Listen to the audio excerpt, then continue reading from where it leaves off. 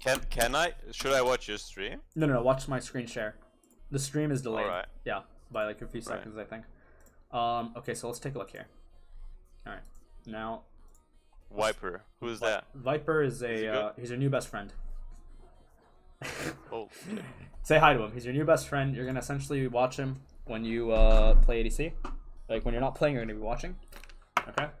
And then when you're sleeping, you're gonna be thinking about him. All right. Okay. Subliminally. Yep. Okay. So Yep. Hold on. I need to unplug and plug this thing in. Hold on. My headphones were unplugged. Okay, so let's. Yeah, he's playing Ashe. Okay, so let's take a look at what he's doing. All right. Let's go to when the game actually started. So level 1. Okay. yeah, we it was unfortunate. We didn't have level 1. Yeah. It's okay. It doesn't matter though. I'm not coaching you on the game. I'm coaching you how to play ADC. Yeah, we're gonna talk about the game right after. Don't worry.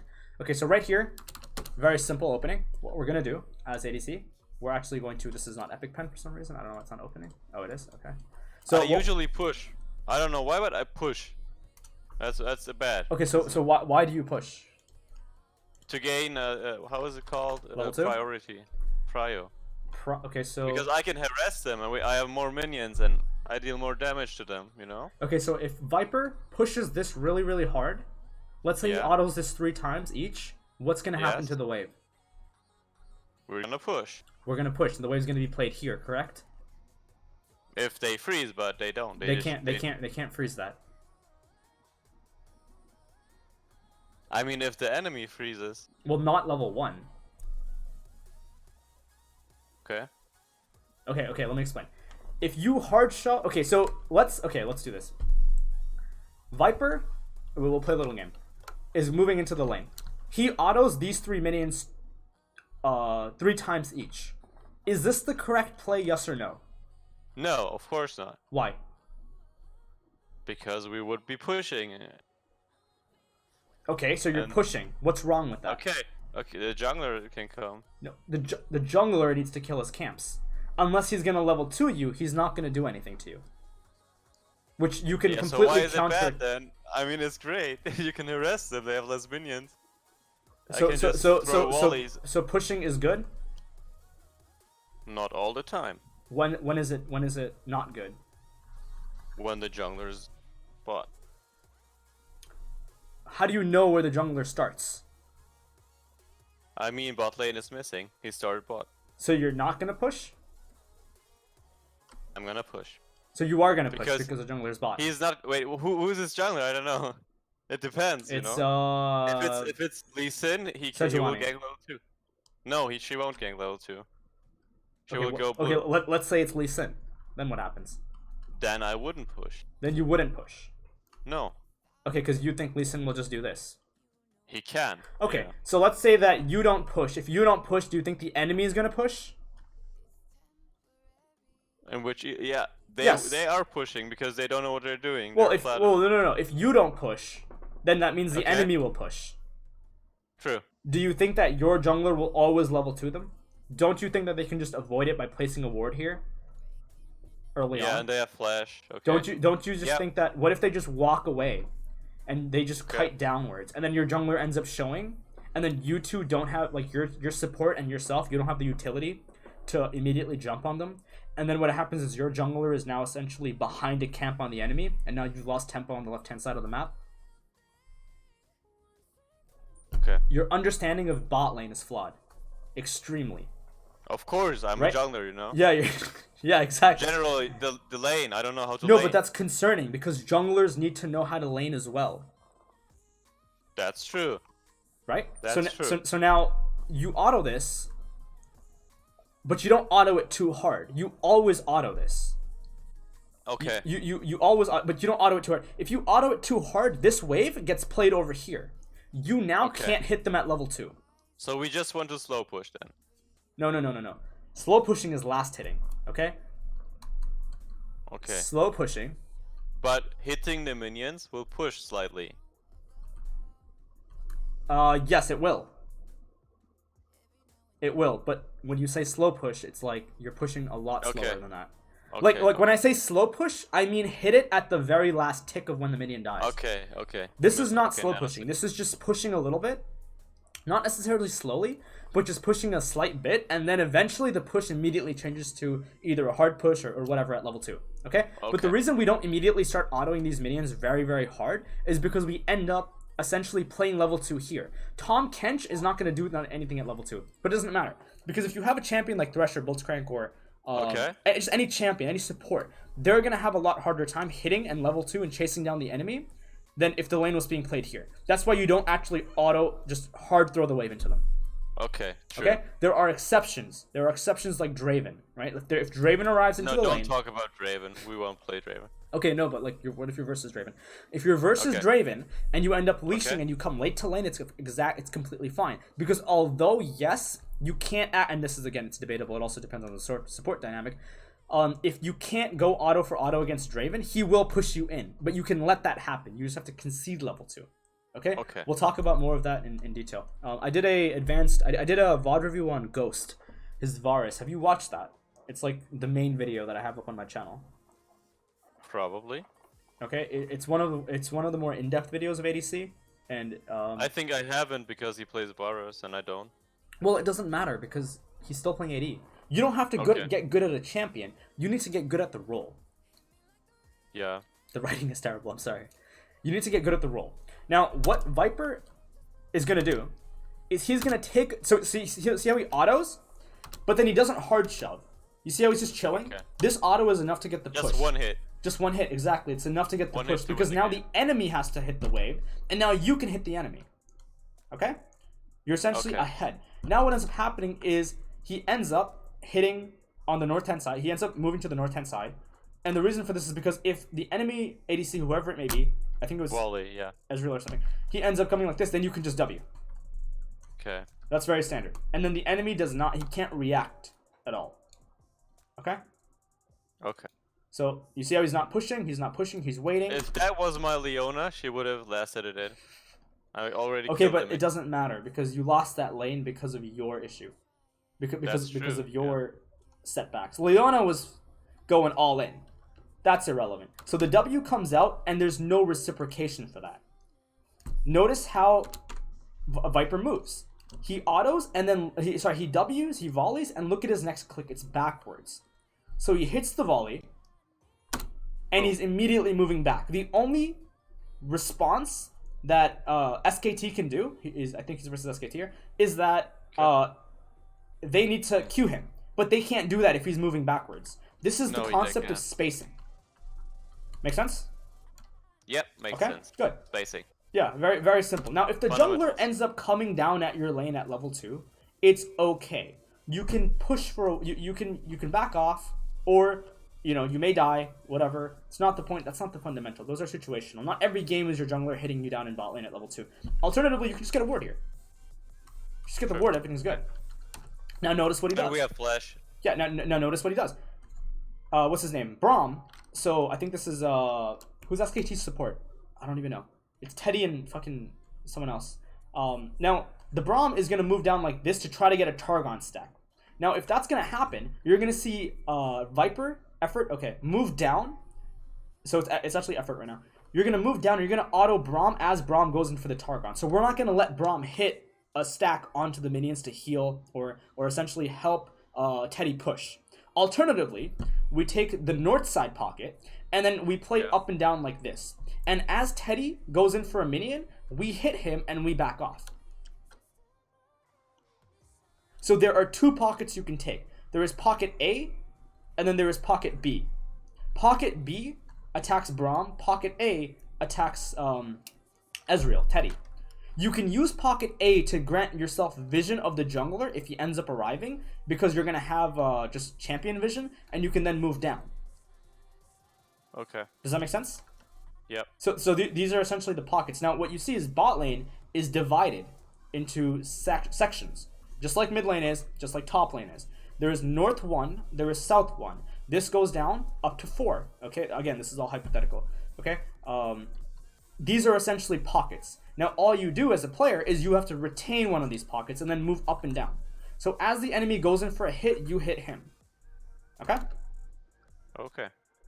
Now notice how they back off, and he ends up trying to hit Braum, but ends up getting clipped by the ability, right? And then Teddy tries to respond with Q, doesn't find it, so he just waits. Now you notice how we're taking the south side pocket. This forces Teddy in an extremely narrow angle up into top lane.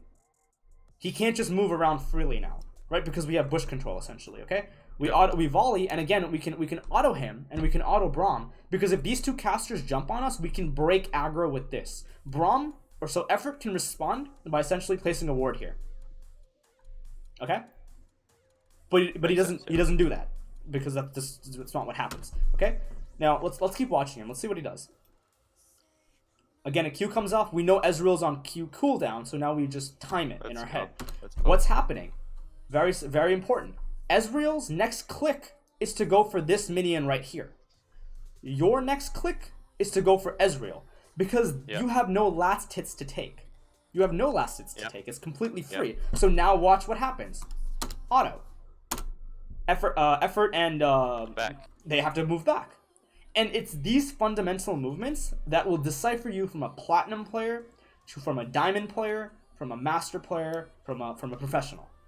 It's these fundamental movements. Notice how his next click is back. He doesn't need to, because first of all, Effort can't do anything as Braum level 1, and Viper's and what's his name? Fucking Teddy's on cooldown. But because this is so ingrained in these players' heads to do this movement, his next movement is back. And then now he's going to go back onto the wave because they want to hit level 2. Makes sense? And notice what he does. Let's watch this one more time real quick. Why does he hit? But he's pushing, you know? Yeah, he's pushing. That's good. But he doesn't want to. Who says he doesn't want to? I mean, he like the wall he pushes. Not... Okay, I don't know. Maybe he wants to. No, he wants to get level 2, so therefore you have to push. Okay. If you pull the lane, then you get zoned out of level 2. Now, what happens if you get zoned out of level 2? We can talk about this for a little bit, right? Let's say hypothetically that Viper ends up, just forgetting how to play ADC and whatever. He just lets them push off, okay? He lets them push, and then what ends up happening is Braum hits level 2, and both Teddy hit level 2. So now they have they have first action on what happens to the third wave that's incoming. They can essentially attack it first. Meaning if they shove the wave, what ends up happening is now they can get the bounce back on the fourth wave, or the fifth wave, because they've given up level 2 essentially. Now let's say they shove, and the proximity at which the third wave is close to the movement of this current wave that's pushing in. What's his name? Viper could actually possibly just lock the lane here, and Braum can't break it because Braum is a melee champion, and Ezreal will have to use mana to break the wave. And if he uses mana, he's using abilities, which uses cooldowns, which allows Viper to move in. Does that make sense? Makes sense. Okay, are you sure? I'm sure. Because you watched 20 of these videos, and So no, now... I don't know how many. It was just estimate. Okay. I don't know what's wrong with my mouse. I really don't know what's going on right now. It's like phasing in and out. Now Viper is gonna now hit this minion here. Why doesn't he hit this minion? Because you know why? Why? Because that minion is low. Okay. And it's getting attacked. No, it's not. This minion is not getting attacked by anybody. Why does he do that? You tell me. Okay, there's a very specific reason. Remember, every movement this player does is for a reason. He hasn't wasted a single movement in this entire lane. And that's why I really like this lane. Aggressive. If he hits this minion, he lowers the DPS coming from this red wave, which then allows the blue wave to push faster, allowing him to hit level 2 and zone out Teddy and Effort. Okay. But if he ends up hitting this minion, the DPS doesn't decrease, meaning the red wave is still pushing inwards, which then allows... Is the melee weaker? No, because the range is less healthy. It's less there's more damage to it. Okay. That's why we hit this. If we remove this, there's no DPS. If we hit this, the DPS from this minion is still happening. True. Yeah. Okay. Of course. It doesn't die. Yeah. Okay. So then he moves in, and again he's looking in. He has no last hits to take, and he's moving. And he's zoning out. He autos Braum. He knows Braum can't respond. Now, if Braum wasn't a Braum, and let's say this was a Zyra or something like he reverses, then he wouldn't move this. He wouldn't move in to auto him. because then he would respond. Does that make sense? Now, why else do you think he moves in? He ends up, for anyone who didn't see, what ended up happening is Viper actually just moved in right here and autoed the Braum here. And the reason he autos Braum here is because these 3 casters don't jump into him. Now, if he autos Braum here, and this is fucking some shit Uzi does a lot, all the time, it's really infuriating, and he loses trades, what ends up happening is these 3 casters jump on him. And then he has to kite it down to the north side where there are no bushes. So now he ends up getting auto 3 more times for a second wave. Now, it could be different if you were on the south side, because if you auto in this area here, and you end up autoing Ezreal or Braum, for example, let's say Ezreal takes the north side pocket, yes, these casters jump on you, but you can evade it using the bush, as long as it's not warded.